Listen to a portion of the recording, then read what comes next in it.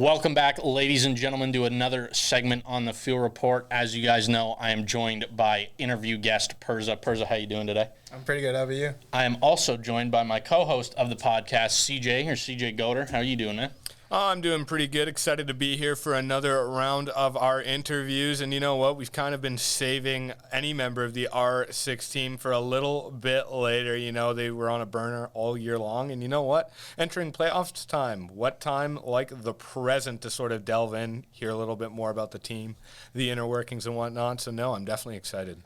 So am I. And obviously we didn't want to get the interview before they go undefeated and assume that they're going to go undefeated. So it's official. Rainbow Six went undefeated this season. Congratulations, Purzaa. Thank you. Massive accomplishment. But yeah, they had a great season, and I'm going to send it back over to CJ to kick us off here with. Yeah, ultimately for me, it's just, tell us about yourself. How'd you get into video games? What's your name? What program you're in? Just some of the basics. So my name is James Perez, also known as Purzaa. The way that I pretty much got into video games was pretty much just watching my brother play COD. Saw that happen, hopped on COD, and then after all of that, it was kind of transitioning into PC. I think my first PC game, I hate to say it was Fortnite.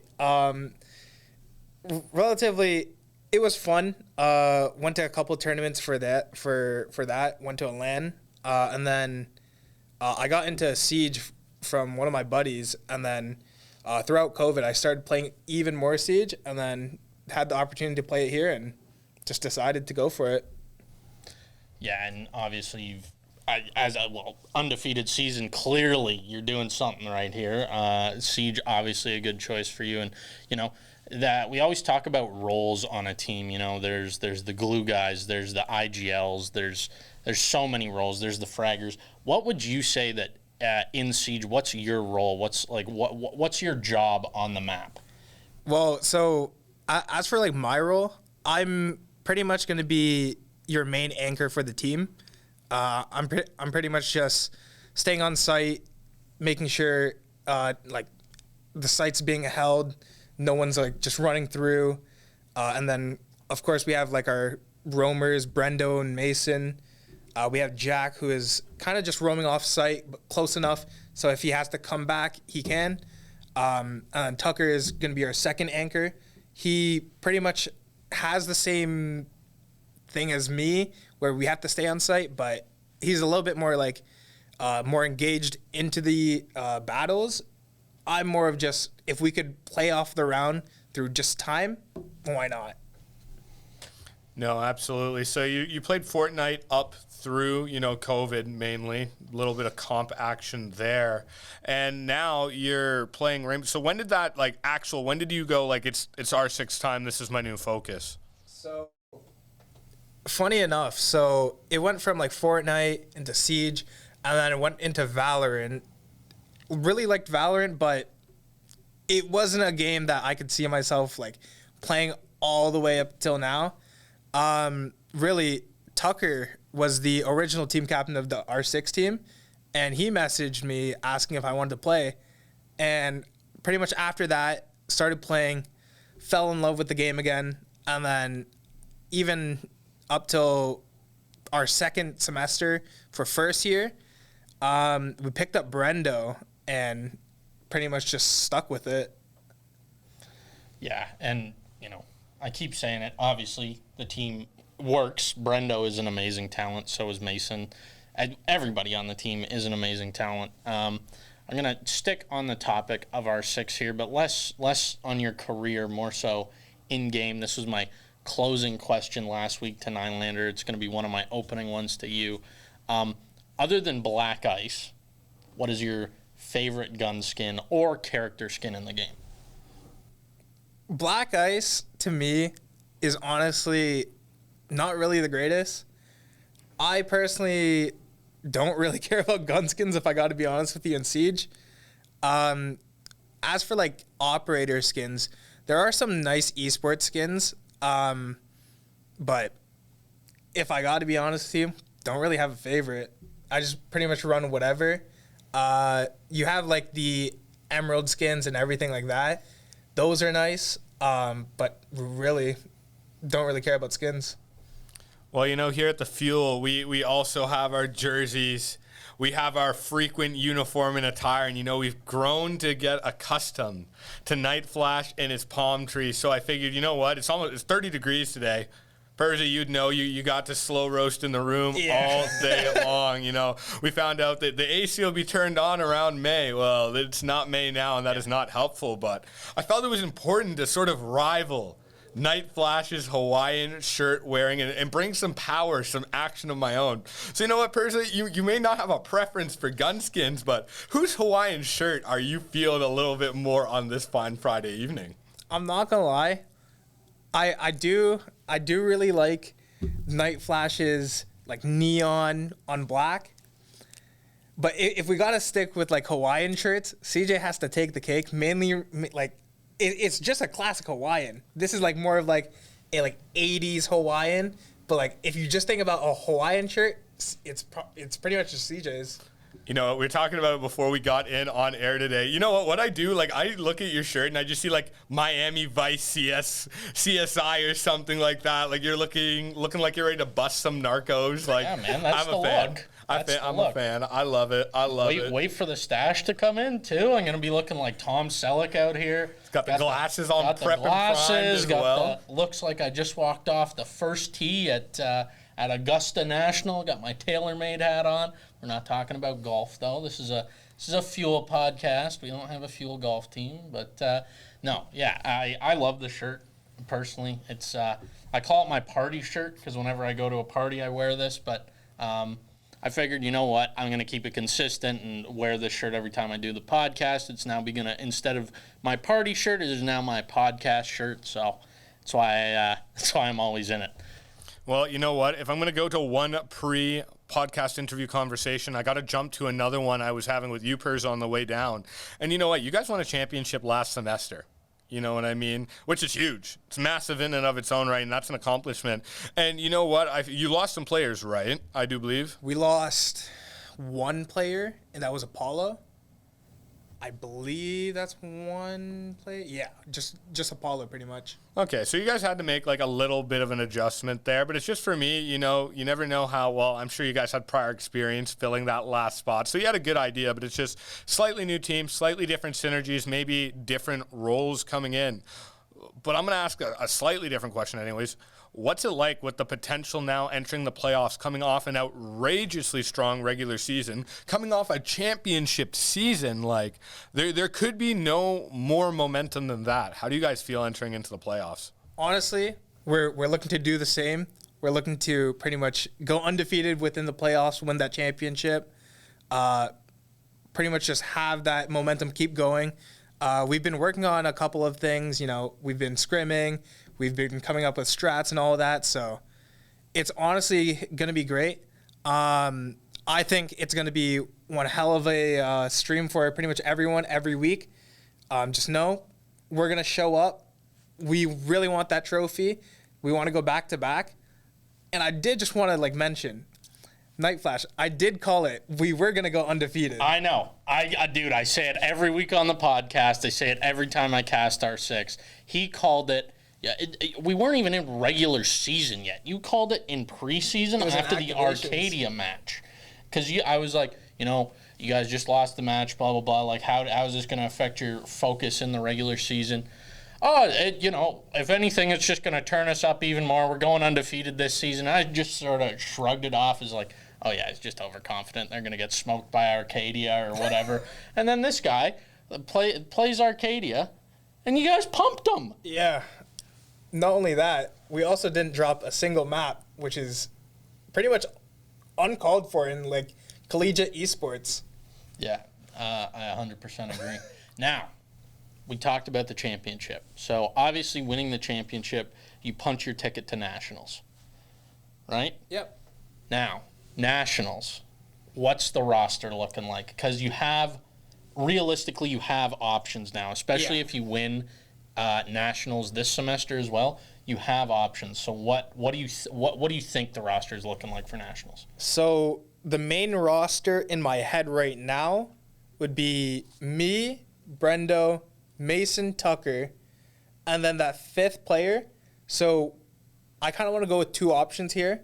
So I want to go with Apollo since he is eligible, or I want to go with Kenny. It really depends on how we're really feeling throughout that thing, because we do have pretty much around 2 months to pretty much go for that. So yeah, and we can pretty much play with everyone, get everyone up with our strats and everything, see who does better, and then go from there. Makes sense. But that you know what? That's some premium gas going to both Apollo and Kenny. You know, you have an amazing talent in Make It. And, you know, also amazing talent in Kenny and Apollo. And Apollo obviously hasn't played in a minute. Yeah. I know from my personal experience with him, he always complains about his ping whenever he gets on Siege being at like 700 or something. So he hasn't really been able to play. So I don't know how practiced he'll be, but they're all like you can't make a bad choice in the pickings that you have. So stay tuned for that. I'm sure we'll announce that at some point, what that roster is going to be. But yeah, I'm looking forward to that. Potentially a video. Oh, definitely a video. Who knows? Definitely a video. I mean, the videos have been pretty fire so far, and you know what? That's a perfect segue. I can't grab that and ignore it as well. You guys have had some pretty dope R6 videos come out over time, and you know it's not like no other team gets any content made, but these are a little different. You know, a little next level. They got a little bit of extra sauce on them. You know what I mean? What's it been like just as an experience? You know, getting to do that like high level production to get those sort of memorable events like these videos for you guys? Honestly, it's been a pretty nice thing just knowing that I can pretty much bring in like my team just to do some other stuff off of Fuel. So initially it was supposed to be just, game clips and all that. And then I started pretty much doing some research on some roster announcements, did all of that. And then found out some cool stuff from BDS, who does honestly amazing IRL team announcements. So I pretty much brung that upon my brother, who is a videographer. He pretty much did the whole video. First video came out great. Second video, in my opinion, has topped the first video. It's honestly been a blast. Even if we have to wait for a video, it's just cool seeing everyone being engaged, seeing themselves being announced and everything. Yeah, no, the videos are hype, and I'm hoping that at some point on this podcast we'll play the clip, and insert clip here of one of the videos. But it's the videos are amazing. They're hands down, they're amazing. But yeah, you guys create so much content. First semester, I'm thinking of a particular Rainbow Six meme in mind that was created by yours truly. A little bit of Kool-Aid Man action, and you guys make amazing content. You give us videos, you give us TikToks, a whole bunch of stuff. So thank you guys for that. But I'm No, that's all right. I'll come in and I'll grab it off you quickly there. So you know what? Let's throw it in the Wayback Machine for a moment there. I'm just curious, everybody, we've talked about this a good bit throughout the podcast, and it's just where video games is in a person's life. It's different for everybody. Some people have gotten a lot of comp play in. Some people like single-player games where they can just sort of cool down after a day of work. Like, when did you really start getting into video games in general of any level, and sort of what role does it play in your life? So when videos became really enjoyable to me was definitely throughout COVID, since you couldn't go anywhere. Pretty much the only thing that you could do is sit at home. You had to do school from home. So I was just pretty much playing video games throughout that whole time. Met a bunch of cool people online, had that thing. Possibly wanted to pursue streaming. And then coming to college, having the opportunity to play, even brought it back even more. Pretty much what my main thing is, the connections that you make through gaming is actually pretty insane. Like, going back to the Siege team, love the guys. Like, they're pretty much my second family. We do a lot of things outside of, the gaming scene. We used to live with each other. Not right now, but Definitely going to happen back up in September. So that's going to be a lot of fun. But honestly, it's just really the connections that really want me to keep on playing video games. Yeah, and that's so great to hear. Obviously, I was aware that you guys did have an R6 house. We'll put that in quotes. It's not actually sponsored by Fuel, so I'm not going to call it the R6 house. But yeah, you guys were all in very close proximity to each other.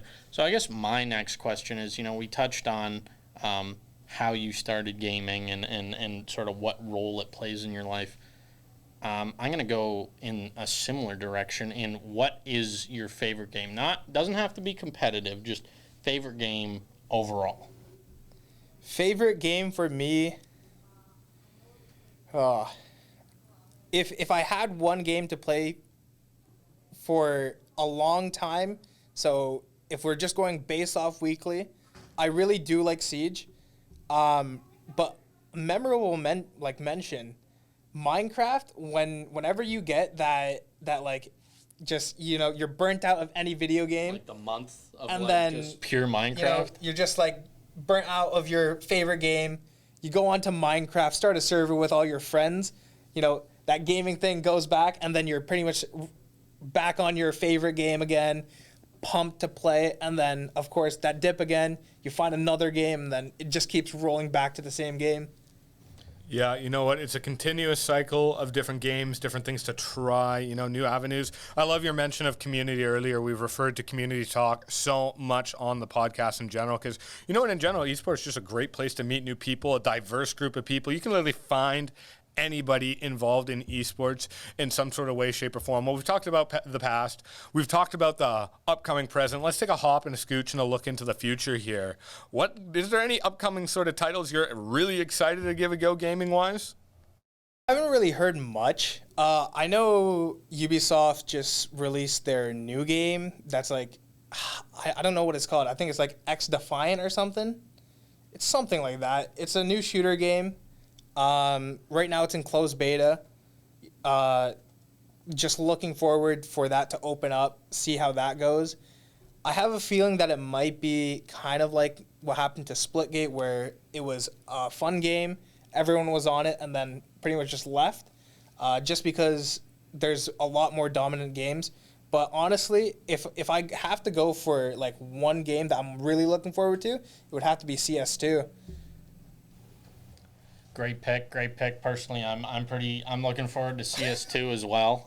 Not a huge PC gamer, but I'll definitely rip that. Want to check out what my butterfly knife case hardened battle scarred looks like on the new engine.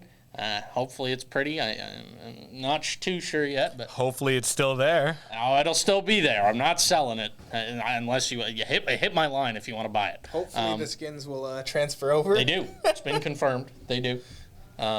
God, that would be so tragic. $1,300 knife just flushed down the drain. That'd be so smart by... Oh, it'd be genius by gamers. Genius. Like, that's just silly marketing. It's like, you know what? We're going to release this free again, but you sure as heck going to buy all them skins again. Yeah, exactly. You know what I mean? That's the classic free-to-play era we're in now. Now, you know what? We've talked a lot about Purzaa the player.